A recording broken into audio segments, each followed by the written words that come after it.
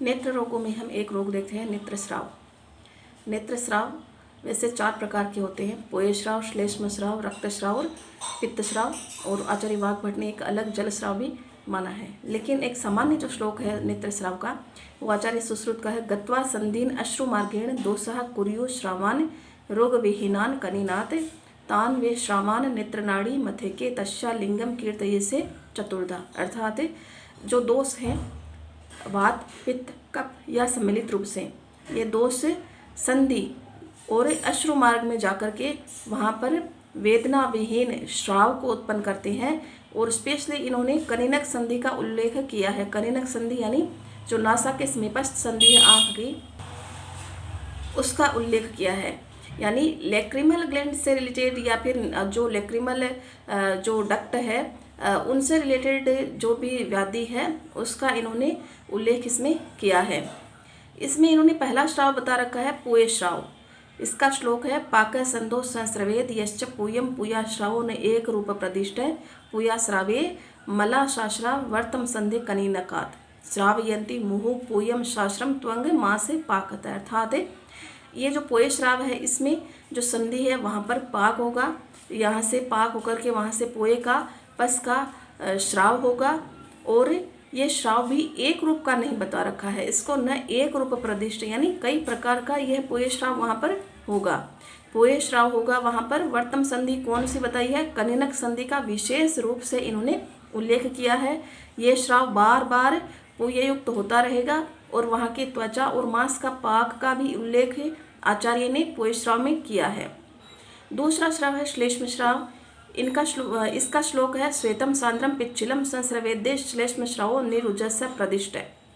कफात कफाश्रवे श्वेतम पिच्छिलम बहलम श्रवेत। यानी जो श्लेष्म श्राव है इसमें कैसा श्राव होगा? श्वेत होगा, दिखने में सफ़ेद होगा, सांद्र गाढ़ा होगा, पिच्छिल चिकनापन लिए होगा। ऐसा यहाँ से श्राव जो होगा वो निरुज यानी वेदना विहीन श्राव होगा। ये कफ के कारण उत्पन्न होता है इसलिए यह श्वेत होगा, पिच्छिल चिकनाई युक्त होगा, बहलम मात्रा में बहुत होगा और गाढ़ा भी होगा।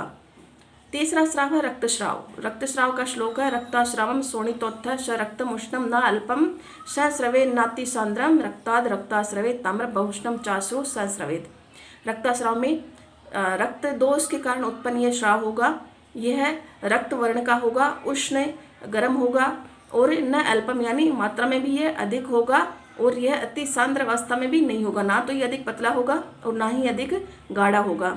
रक्त दोष के कारण उत्पन्न होने से इसका वर्ण ताम्र भी हो सकता है। बहुष्णम यानी बहुत अधिक मात्रा हो सकती है, उष्णता लिए हुए हो सकता है। ये आगे का श्राव है पित्ताश्राव। पित्ताश्राव का श्लोक है, पीता भासम नीलम उष्णम जलाभम पित्ताश्राव संस्रवेद संधि मध्यात।